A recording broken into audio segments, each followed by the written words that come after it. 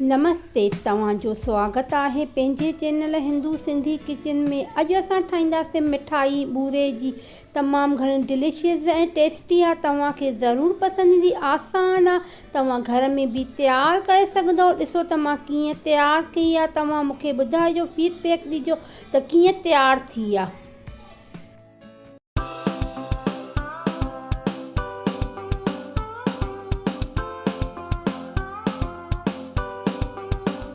असांजो बूरो 1 कटोरी असां बूरो आहे, इन जी असां मेजरमेंट कई आहे। इहो बूरो मार्केट में मिलंदो आहे। कोकोनट जो बि इहो बूरो आहे। इहो असांखे 1 कटोरी असां इन जी बूरे जी आहे। 2 कटोरियूं असां इन में खीरु विझंदासीं जेसिताईं असांजो बॉइल थिए खीरु। पोइ असां इन में सभु शयूं विझंदासीं।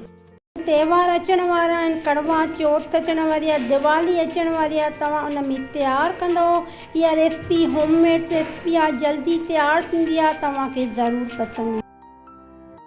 आसान आहे, कम महिनत वारी मिठाई आहे। तव्हांजो कोई महिमान गेस्ट अचे त तव्हां मिंट में तयारु करे सघो था। असां 2 कप खीरु विधोसीं, उन ते असां अधु कप असां हाणे खंडु विझंदासीं। 1 कप बूरो, 2 कप असांजा खीरु ऐं 1 अधु कप असांजी खंडु। इहा इन जी आहे मेजरमेंट। तव्हांखे मेजरमेंट ॿुधाई त इन सां असांजी रेसिपी तयारु थींदी। इनखे असां चङो बॉइल कंदासीं जेसिताईं असांजी खंडु असांजी इन जी ॻरी वञे, असांजी मिक्स थी वञे। इनखे तव्हां घुमाईंदा अचो त जीअं पासे खां बि तव्हां इनखे ॾिसो असां कीअं घुमायूं था। खीरु मथे उभरी वेंदो आहे त असां पासे खां बि इन जो असां लाहींदासीं। इन जी मलाई थी वेंदी आहे त इनखे हाणे असां इन में आहिस्ते आहिस्ते करे सभु शयूं विझी छॾींदासीं। बॉइल थी वियो आहे असांजो खीरु, खंडु असांजी ॻरी वई आहे। हाणे असां इन में बूरो विझंदासीं।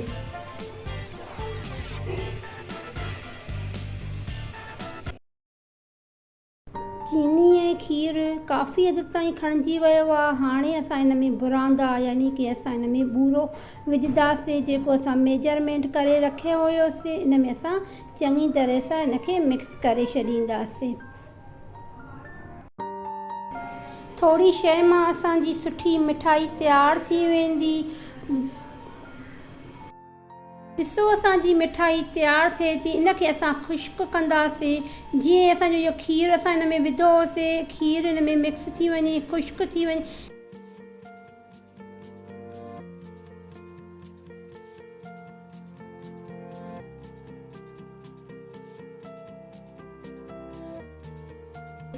ॾिसो हे आहे मिल्क पाउडर। इन में असां मिल्क पाउडर विझंदासीं त ऐं कटरे में 2 चमचा असां खीरु विधोसीं। इन सां असां पाउडर मिक्स करे छॾींदासीं।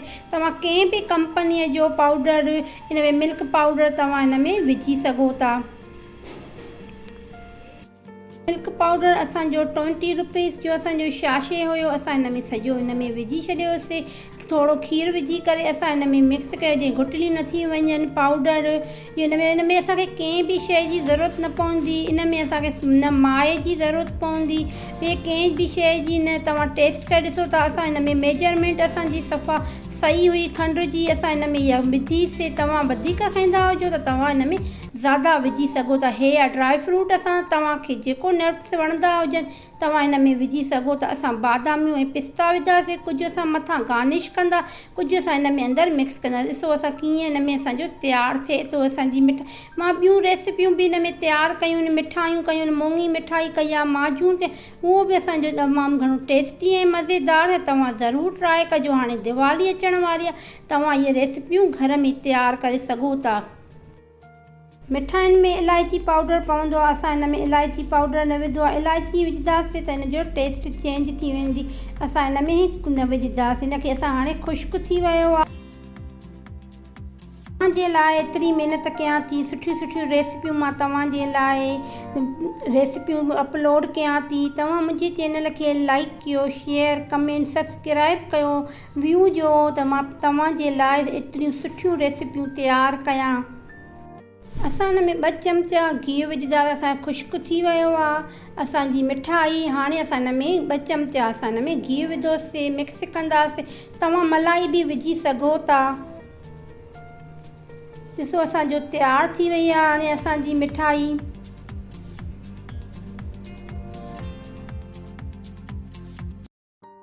हाणे असां हिनखे डिश में सेट कंदा। असांजी तयारु थी वई, खुश्क थी वई आहे।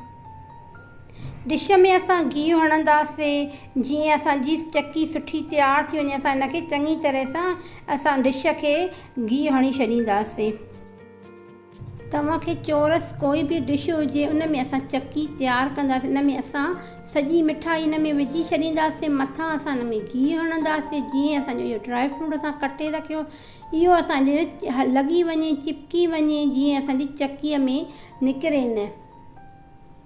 ॾिसो असांजी केॾी तमामु घणी मज़ेदार मिठाई तयारु थी वई आहे। हाणे पंहिंजी भेण खे ॿुधाइजो त तव्हांजी कीअं तयारु थी आहे। तव्हां दिवालीअ ते, करवा चौथ ते इहा मिठाई तयारु करे सघो था। ॾिसो असां चकी तव्हां कंहिं बि तरीक़े जी तव्हां चकी तयारु कयो, असां डायमंड शेप में असां तयारु कई आहे। ॾिसो असांजी मिठाई तयारु थी चुकी आहे। हाणे पंहिंजी भेण खे इजाज़त ॾींदव। वरी कंहिं नई रेसिपीअ में मिलंदासीं। दुआउनि में यादि रखंदव।